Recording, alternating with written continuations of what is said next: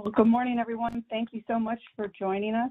I am Brianna Carr, and I'm the Marketing Manager and Events Coordinator here at Morefield Communications. I would like to welcome you. Thank you for joining us today as we discuss on-premise servers, the cloud, and security with a hybrid workforce. We'll discuss what to expect when you're preparing to migrate and also considerations when you're looking to buy new servers. Before we introduce our speaker, I have a few housekeeping items.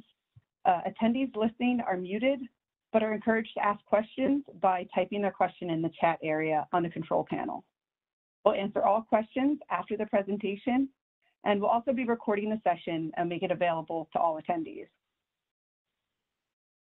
Our presenter today is Jonathan Mifflin. Many of you probably recognize Jonathan. Jonathan is our Cloud Carrier Services team lead here at Morefield and has over 23 years of experience in the technology industry. He's also a pretty nice guy, as you will see. We also have Alex Reed from our new partners at Green Cloud with us today to assist on any technical questions that you may have or any deep dive answers you're looking for. And with that, we'll hand it over to Jonathan to kick us off.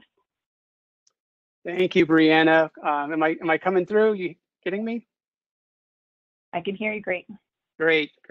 Thank you, Brianna. And thank you, everybody who took some time out of their day to join us on this session this morning to talk a little bit about cloud and some options for infrastructure for you to consider for your business going forward.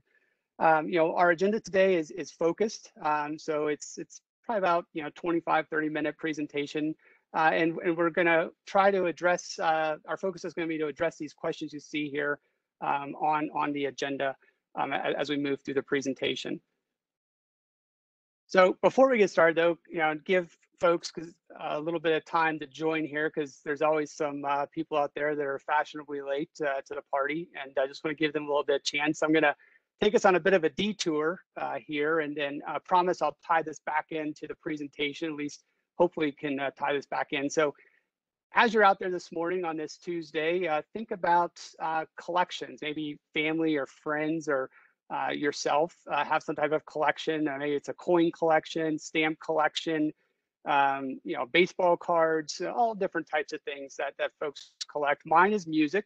As you see here on the left, this is a picture of my case that I have in my office. I've been collecting mostly CDs since the middle to late 1980s. I've accumulated over 200 artists, 400 albums, all types of music genres that I enjoy listening to in my music collection. And when I was putting this presentation together, I maybe because the CD collection is in my office and I was looking at it, but I couldn't help but to think some of the way the music industry has evolved over time, right? So, looking back all the way into the 1980s and 90s when you had the analog product, as it shows there on the chart. Now, as a tape cassette, an LP, a CD. And we listened to those on our stereo. We had an amplifier, we had components, we had speakers, all of which I still have today, dating myself there. And that was predominantly the way that we consumed music back in the day. Now today, the way that most of us consume music, I would venture to say, is likely through some type of streaming source over a device, whether it's a smartphone, a tablet, a PC, a smart television. And we're relying on the internet to get that music, and that device is usually attached to probably some type of Bluetooth speaker. And so the ways that the industry has transformed are pretty amazing to see where it's come from and where it is today. And back in the day, there was a lot of emphasis on the label and the album. You would have a certain album and a label, and I think today, where we are is there's more emphasis on the artist and the song. It's less about an album or the label, and the artists have more of a say, and they have more with their individual songs that they put out there for all of us to listen to and consume. So one of the things that I've kind of struggled with is what do I do with this collection? My love for music drove me to collect all the CDs, and I still have them today. I still use them. on occasion. If I'm feeling nostalgic, I'll throw a CD in and listen to an album from start to finish. Then I toyed with also digitalizing them. I said, well, maybe I could, go through and get them all into an MP3 format, upload them. But then I also, paused to think there with saying most of the songs that I have in my collection are available online from multiple providers, and they're available on demand from any device that I have connected to the internet. So, largely my CD collection sits there and is there for me to remember and look at, but it's not the same that it was back in the day. So let me get this back on track and tie into where I'm going with this. All of us that join the call today, and the organizations and the businesses that we represent, we also collect things. In the information or the things that we collect are information. We have, and the list is there on the slide. We have customer information. If we're in the health practice, we have patient information with our electronic health records. We might have information about our students if we're in school and education, projects that our company was awarded and we're working through those projects. We have notes and whatnot. We have accounts payable, accounts receivable, our ledger, fiscal information. All of that is databases and collections of information. And I know when I started at Morefield back in the 90s, on the right, we had file cabinets, and predominantly most of the information was stored on paper in files and folders. We had the vertical file cabinets as you see here. We had the horizontal file cabinets too. But when you needed information, you would go to the file cabinet and pull the file. Today, all that information, as we know, has mostly been transitioned into or onto a server, and is in the form of a database, or is in the form of files and folders or applications. And so the servers, for the most part, have replaced our file cabinets, although I think Morefield, we still have a couple lying around. They're mostly empty, probably in storage, but they are still there to remember how things were.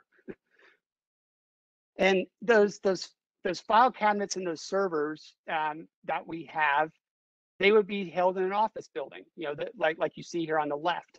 That office building, we would dedicate a room, our server room or our data closet or our MDF, lots of different terms for it, but those servers would reside in the building with us. And why we did that is we needed to have the information accessible to us, right? So we needed to reside next to the information so we could easily get to it, manage it, pull it, modify it, et cetera, et cetera. But this model, we've also come to learn, has risks in it as well, right? So having those servers in the building with us brings about outside threats, hackers, as we've seen in the news as of late. It also introduces threats from weather, whether that's a snowstorm or a hurricane if you're closer to the coast. And also, the building itself is susceptible to fire or damage from something, loss of power. So for all of those reasons, we recognize that while we want the servers and we want that information close to us so it's easily accessible, we also recognize that we have to account for the risks that we're assuming by having that information co-reside with us in the building. And to do that, we have services like disaster recovery as a service, and then also backup as a service. So we ensure that there are backups of the server. Those backups are stored off-site. And then in the event something happens to the building or something happens to the region, we can quickly recover without having a significant disruption to the business. And that's where the server itself also adds to this. So as a piece of equipment, servers are rather complex devices, pieces of equipment, and they're also rather expensive in terms of an investment for a business. Morefield, our history, what we've been doing for many years is that of a hardware reseller, or also known to as a VAR in the industry, a value-added reseller. So we have our history and our culture is that of selling equipment, designing equipment, installing equipment, supporting equipment. And so, a lot of our technical folks and our account reps can quote you the bits and the bytes and the speeds and the feeds, and we know everything there is to know about equipment.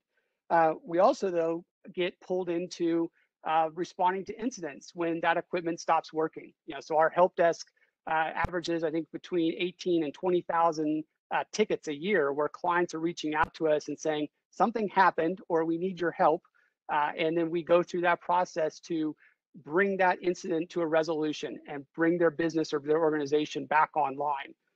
And that process can be somewhat complicated. And then just take a couple minutes to walk through that this morning.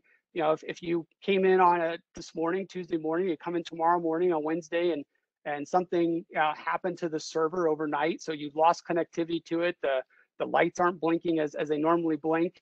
The first thing you would realize is your business has been disrupted, and it's going to probably take some work to get that server back online. And so likely the first thing you're going to do is call your help desk. Now, it might be an internal help desk that you have on staff. That might be a third-party IT company. That might be Morefield, who you're calling for that help desk. But largely, you're going to call. They're going to open up a ticket. We're going to assign a resource. That technical resource is going to start to look at the situation, evaluate it, assess it, figure out what needs to happen.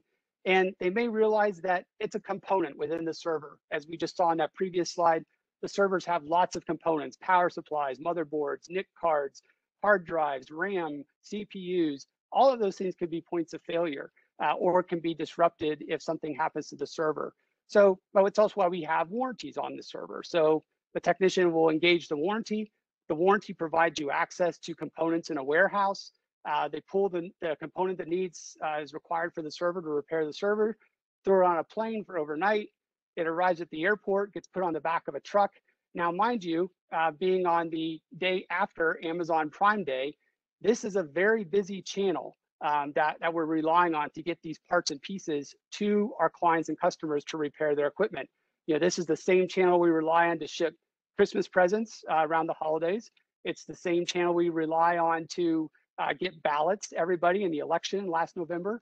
And it's also the channel that we relied on to send vaccine out to the country to get everybody inoculated against COVID. So while it works and it's something that we all have come to rely on in our lives, especially again after the day after Amazon Prime, and probably I know my wife ordered a couple things. I think I ordered a couple things. We probably all ordered a couple things on Amazon Prime yesterday. But that same channel that we're relying on to get our products and purchases to our house is also the channel we're relying on to get our parts and pieces to repair our server. But once the part comes, the technician comes out on site, unpacks the server, installs the part. We power the server back on, make sure everything's working, and the business is operational again. So hopefully this isn't something that you've ever had to go through. Hopefully it's something that you never will have to go through, but largely it is a process that, again, Morefield's very familiar with, and we do have clients that have to manage through this process on a time-to-time basis. And that's where I wanted to come in with this thinking about an alternative. One of the reasons that we wanted to bring this presentation together was to present some alternatives to a premise server, or building this yourself, or hosting this yourself in your own office building or corporate building there. A server, as it is, when you buy a new server, the life expectancy of a server is 5 years. That's kind of industry standard. What we all expect to get out of a server is 5 years. In hours, that equates to 43,800 hours. That's a lot of hours. Servers run continuously from the time you turn them on to the time you phase them out and turn them off. If everything goes well, they are going to run continuously for 43,800 hours. That's a lot of time to manage, watch, monitor, administer a device that is very complex, has a lot of parts to it, and is also strategic to the operation of your business. It has those collections of information that we need to manage our customers, manage our patients, manage our students. So you put all those pieces together, and today we're hoping to present something as a different way to approach providing that access to that information without having to worry about or be concerned with the hardware that the information resides on. But before we get there, just wanted to go over a couple models that you'll probably hear when you hear the acronym cloud and you see commercials on TV or hear folks talking about cloud. They always bring up the, the prim, the public, the private. And what I've done is I've put together some things in my mind to kind of help equate the three different models, right? So your premise model that we're all familiar with today, it's where your servers reside in the data closet on your building. To me, that's kind of your garage. Again, if thinking back to the collection, whatever, again, my CDs aren't in the garage or in the office, but they're at my house on-prem, sitting next to me. And so that's the model that most of us are familiar with today. And then there's the public model. And the public model, I equate that to a post office box, right? So if you've ever gone to the post office has post office boxes. The post office is open to the public. The boxes are accessible to everybody in the public. And the boxes are purpose built. They're really intended to hold mail. You really can't use them for other things. They're there to hold your mail. And because they're public facing, those boxes, the only thing keeping somebody else in the public from getting your information is your post office box key. And if that post office box key is lost or compromised, you could potentially have somebody else access your post office box and pull your mail out of it. And in the tech world, this is where I look at these as like a Google Drive or maybe a Dropbox, where it's an open platform, it's accessible to the public, and keeping people from it really it's a matter of your password that you have on that Google Drive or that Dropbox, as a couple of examples. And if you follow the news, the state of Pennsylvania, there was a case where they had hired a company to do contact tracing during the peaks of COVID. Some of the employees within that organization decided to use a Google Drive to store some of the information about the people they were contact tracing.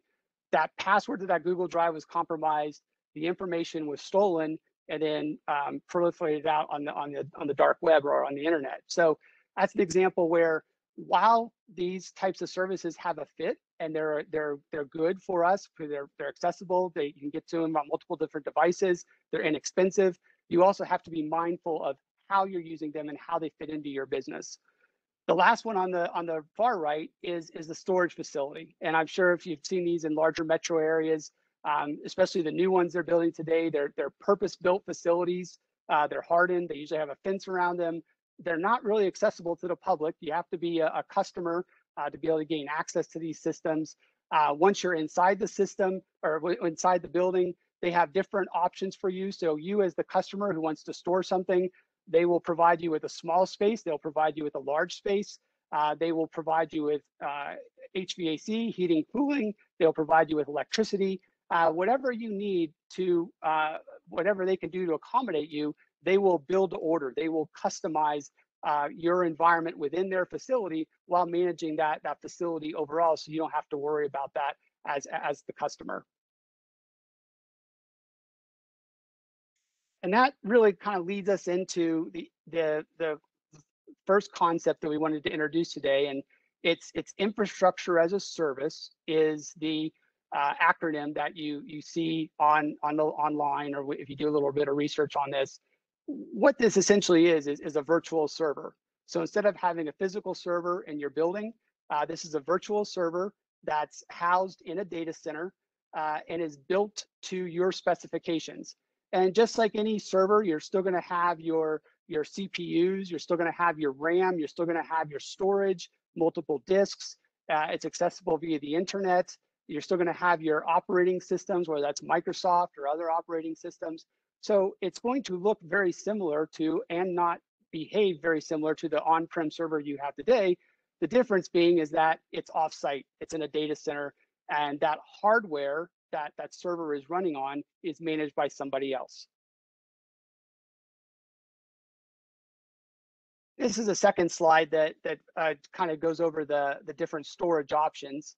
And some of these, with any server, if you've ever priced out a server, you can select different storage options. A lot of them are based on performance. So some perform faster than others to support a particular application, access to a database, et cetera. And those usually also come with price. The faster performing usually cost more than the others, but this is also just to show you that there are multiple options when you build these environments out for your specific business. They're built to your specifications, built to your needs. And where we see our clients looking at these, considering these, is largely in two cases. One is if they have a new workload, so maybe they have a new application that they're bringing online for the business, and they need a server to run that application. Instead of purchasing an on-prem server, they might look at this as an option to host that new application. The other more common scenario is where servers are reaching end of life. A couple slides back, we talked about the average lifespan of a server is 5 years. As the server comes at the end of that 5-year life cycle, most companies look at upgrading that server and replacing the hardware. What clients are looking at today is instead of making that purchase, that capital investment, they're electing to go to the cloud and use the server as a subscription and have the hardware hosted in an offsite data center that's managed by somebody else. And I'll give you a couple of examples of that we've worked with recently. A couple of weeks ago, I was working with a smaller credit union in the state of Pennsylvania, and they have a banking application today, runs on one server. The banking application, the vintage of software is getting older. So the software application provider is telling them they need to upgrade.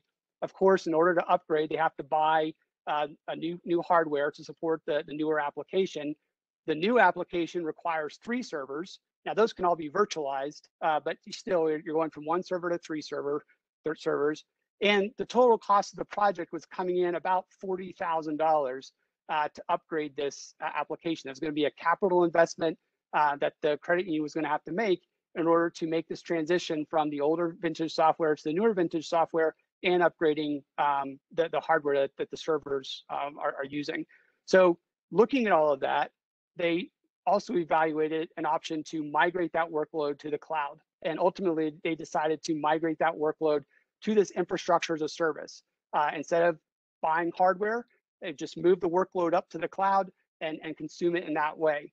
And that's what we're seeing more and more of. Unless you are an IT company or unless you are tech focused, so when you come into the office every day, your primary focus is IT or tech, a lot of businesses are realizing that it's there's certain barriers, cost barriers and complexity that this option to move their infrastructure up to the cloud, up to the data center, let somebody else manage the hardware is making more sense to the organization and is a better strategic fit to the organization than is continuing this life cycle purchase of just purchasing additional servers over and over and over again. To the fact that Morefield, as ourselves, we did this analysis. We have a small data center in Camp Hill. The hardware in that data center was coming end of life, and we were evaluating options. And ultimately, we decided to migrate our servers up to a data center offsite to the cloud and forego the purchase of new server hardware. So at the end of this year, Morefield's workloads that we have that run on our servers will be 100% hosted in the cloud using this infrastructure as a service.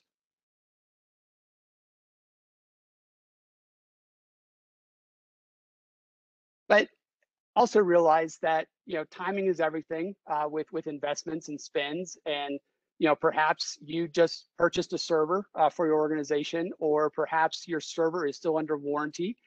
You're still depreciating it, still got some life on the books, and you're not ready to turn it off.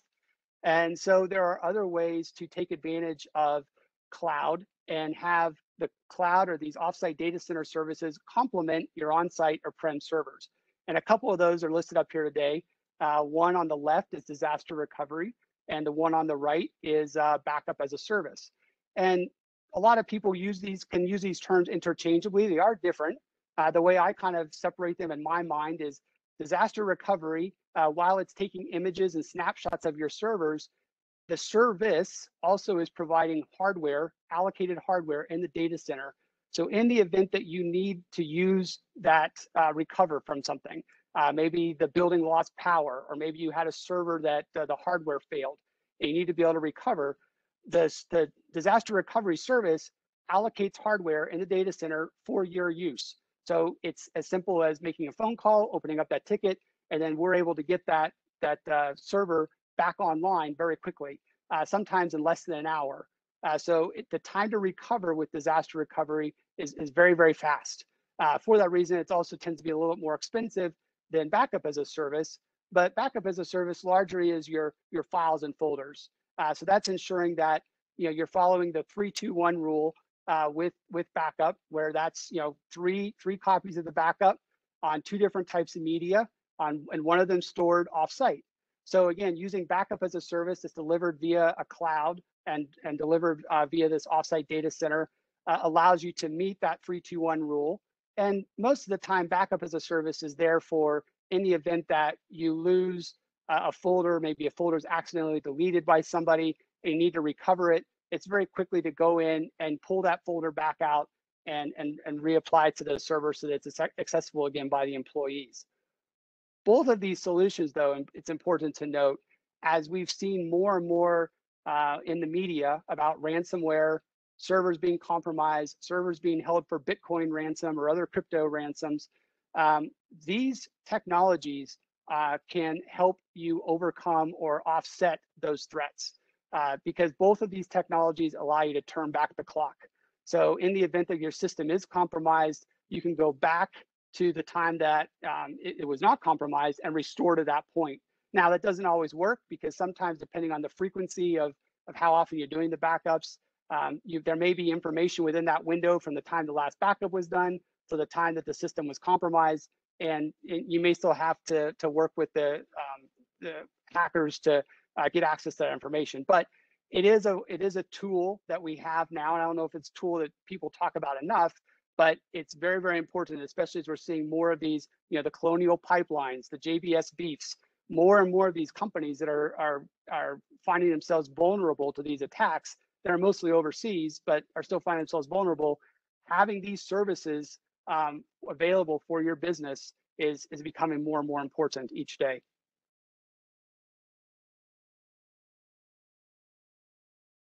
And then the last service we wanted to kind of highlight today, and I see this one as we are coming out of the pandemic, and that's a good thing. I think everybody's happy to come out of that, but a lot of our clients are looking at their employees and their workforces, and they're pondering, what is our workforce going to be? Are we going to be back to 100% in the office? Are we going to offer a flex work week? Are we going to have a hybrid workforce where some are working in the office, some are working out of the office? And all of that mobility of staff and staff working from anywhere can bring about some challenges for IT in terms of provisioning equipment and provisioning hardware for all these employees who have different situations and different roles to use. And that's where desktop as a service can come in there, because again, just as the infrastructure as a service de-emphasizes the role of the hardware, so does desktop as a service. So desktop as a service allows you to build a virtual PC workspace within the data center, and then the employee can either use less expensive equipment to gain access to that, or in some cases, employees can use their own equipment, bring your own device, and gain access to that workspace that's provided by the company. And then when they log out, all instances of workspace are erased, and they can continue using their own device that they had for other purposes. So something that I think we will begin to see more and more of as we're wrestling with this new workforce and how this new workforce is going to interact and migrate from in-office to home office to Starbucks, Panera Bread, wherever. I think this technology will begin to complement some of those efforts as well. So coming up to the end of our presentation today, and we wanted to use this opportunity to introduce these new technologies, and also we wanted to use this opportunity to introduce Green Cloud. So Green Cloud is a new partner of Morefield's. We are very excited to be working with them. We've had some great interactions and have already have some great success under our belt together. And Green Cloud as a company has the 4 services that we talked about today. The infrastructure as a service, the virtual server. They have the disaster recovery as a service. They have the backup as a service, and then they also have the desktop as a service. Those services, those 4 core services, are available in 6 data centers throughout the United States. They will build those services for your business or organization in any of those data centers or multiple data centers. If you actually want to have instances in 2 data centers, that's possible as well. The logos they're using here are logos that we, Morefield, are very familiar with. I'm sure most on the call are familiar with those as well. The Ciscos of the world, the VMwares of the world, the Veeams of the world. Our technicians have years of experience working on these technologies, and we can continue to provide support to your organization, whether those technologies are on-prem or whether those technologies are in a green cloud data center, and we're supporting them in a green cloud data center. The skill sets transfer from on-prem to cloud very, very easily. And then finally, green cloud goes the extra, ensures that everything they do is compliant. So if there's sensitive information that you need to store, thinking back to the example we used with the public cloud and the personal information that was stored in the Google Drive, with green cloud, that's not a concern. They go through the compliances and the checks to ensure that all the information stored in their data centers is secure, and you can have confidence knowing that your health records, your financial information, sensitive information, what have you, is secure in their data centers. So that's what I have today for the presentation. Let me check back in with Brianna and see if we have any questions that may have popped up during during my 30-minute spiel there. Thanks, Jonathan. We do have a few, and I want to remind everybody to please put your questions in the chat box. You can also use the Q&A. I'm monitoring both. But we had a few pop up while we were discussing infrastructure as a service. They would like to know what is included in that service and how it's priced. Yeah, so infrastructure as a service, and I'll take a stab at this, and I can throw it over to Alex too. You may have a little bit to add there as well, but it includes, as we kind of listed, includes the server specifications, whatever you need for your workload. So the compute, the memory, the storage. It usually also includes the internet access. Most of the time, we do include at a minimum a backup as a service with that quote. So there's the quote for the virtual server, and a line item on that quote is there's also backup. So in the event a file or folder is lost, even though the server is virtual, in the event a file or folder is lost, we still need to have the ability to recover that for you. And then finally, there's some type of connectivity. So because the server is being housed in a data center managed by Green Cloud, you still need to be able to get access from your office building to that data center, and that's done through the internet. So there's a bandwidth component there, whether that's 50 megs, 100 megs, whatever that would be, to gain access from your business up to the server that's now being housed in Green Cloud's data center. All of those items that are included, they all have different cost points depending on size and scale. And so, a virtual server can be a very affordable and just as an on-prem server, but then it can also be very expensive depending on what your needs are. So, I don't know, Alex, do you have anything you wanted to add there to my answer? No, that was a really good summary, Jonathan. Yeah, the main 4 resources we would be concerned about just from an infrastructure provider perspective are CPU, RAM, storage, and then networking, just like you said. And then, as you were saying, there are various add-ons you can tack onto the service just to meet your data protection or business continuity needs, such as the backup. And then you can go deeper than that with the DRES service that you were talking about earlier as well. Thank you. We do have a few more. So how does this compare to Azure or Azure? Alex, do you want to take that one? Sure, perfect. Yeah, so we would consider Azure different from us in a couple of ways. Just from a construction perspective, Azure is what we would call a hyperscaler, where they are able to scale at just an incredible pace for a wide variety of businesses, just due to how much hardware they own. They own their own data centers. We partner with data centers to host our gear in them. So we would provide Morefield, and by extension Morefield's customers, with a little bit more control and granularity, just just by owning our hardware and partnering with the data centers that way. Whether than as opposed to the way that you consume Azure service is one big pipeline, everybody has the same level of access. And additionally, in order to consume Azure, in a lot of cases, organizations would need to dedicate a whole cloud practice. Essentially, you need to hire a whole guy just to manage your Azure instance. We would focus much more on supporting our partners, making sure that our partners have access, for us to be their cloud department instead. Yeah, I think I was gonna say, Alex, I think that's a great point that I was just thinking while you were talking, is that, working with Microsoft, as we all know, is not an easy thing.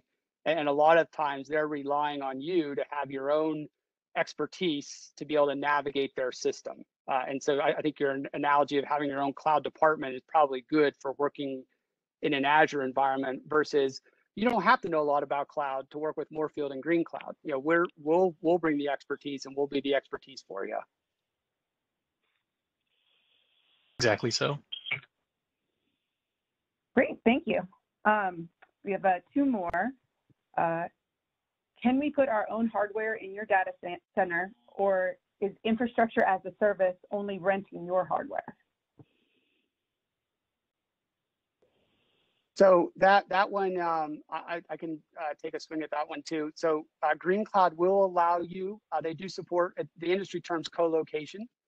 So if you do have your own hardware, for instance, we had a client that wanted to put a Meraki firewall. They wanted to make the Green Cloud, they had a Meraki wide area network, and they wanted to have the Green Cloud data center as a node off of that wide area network. So they purchased a Meraki firewall. We worked with Green Cloud to get it installed in the data center, get access to the internet so it could join the wider network.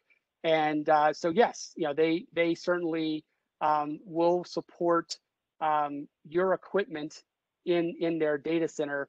Traditionally, that's where we see it. It's as networking pieces of equipment. Alex, I don't know if they had a server they wanted to. I'm assuming you guys would probably accommodate the server too, but I'll let you speak a little bit to that. Actually, this is Stephen. I'd like to answer that question real quick. Sure. Yes, as a matter of fact, Jonathan, that was a good segue. Yes, we do have proprietary systems in there. As a matter of fact, in several of our data centers, we have several versions of even the IBM AS400 that is co-located in our data centers and runs in conjunction with their infrastructure as a service with Green Cloud as well. So yeah, that's one of the separations with us and some of the hyperscalers that Alex and you were mentioning earlier is we do accommodate these variances. Great. Great. Okay, on to the next one. Are any of these services better suited to older or less expensive end user hardware?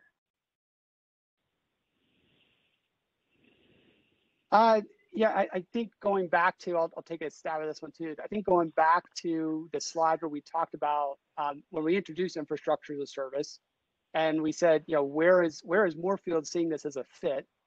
And I think to that point, when a client is faced with refreshing that hardware, and that hardware is coming end of life, and they're faced with refreshing that hardware, I would ask them to. It's not a lot of work to engage us from a design standpoint. These services are very easy to quote. They don't take a lot of time or energy to quote these services. It's a quick call with somebody from our technical team to understand what you're doing today, what the specifications are, and then we can work with Green Cloud and very quickly turn that quote around for you. Now, the caveat with all that too, when they mention older hardware, older software, we're relying on operating systems, the more common operating systems you see today. I mean, most of the time it's a Windows operating system. Stephen brought up about the AS400s. Some operating systems and some applications that really came about prior to the internet age, and are more proprietary, and maybe they're more closed in how they work. Those may be more of either a co-location, or there may be additional work we have to do there to figure out a migration path to get them up to the cloud. because there are some applications and some operating systems that are not as well suited for cloud as they are for running on-prem hardware.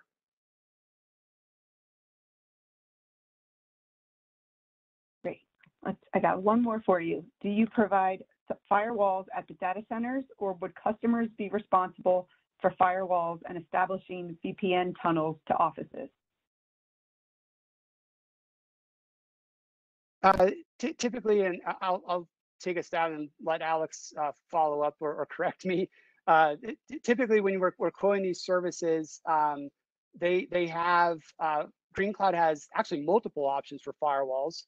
They have a virtual firewall that they can provide on their side that then you can use to securely connect to your server, your infrastructure in their data center, and all the way up to, as I mentioned before, if you have your own firewall and you want to have your own firewall configured, sent to them, they will provide rack space and internet connectivity for your firewall in their data center. So it's a wide, lots of flexibility, lots of options, lots of things we can build to order there, ranging all the way from a virtual firewall that just runs within their data center, all the way up to your own physical appliance that you purchased, configure, and ship to Green Cloud. Alex, did I cover that, or is there something I missed there? Yes, yeah, that was a really good summary, Jonathan. Yeah, we have firewalls of various different kind of t-shirt sizes and various different vendors. So if you're more comfortable with a particular firewall vendor than another, we have kind of a small menu of options, and we also have the option to bring your own virtual firewall. Anything that works on VMware should be able to work on our public cloud. And then we also have options for tying in our firewalls to managed security services as well. So there are a lot of kind of different configuration options for firewalls that are included in IaaS. And then, yeah, you also have the option, like Jonathan mentioned, of hosting your own with us if you want full control over your networking. Great. Well, I don't see any other questions coming in right now, but please feel free to email us, call us, chat with us online. As any future questions come up, we're here to help, and we're happy to answer your questions and find out what's best for your business and organization. On behalf of Morefield, I'd like to thank you for joining us this morning. Thank you, Jonathan, for a great presentation, and we'll be reaching out to you via email to ensure you receive your Grubhub gift card in appreciation for joining us today. And I hope you have a wonderful rest of your day. Thank you for joining. Thank you, everyone.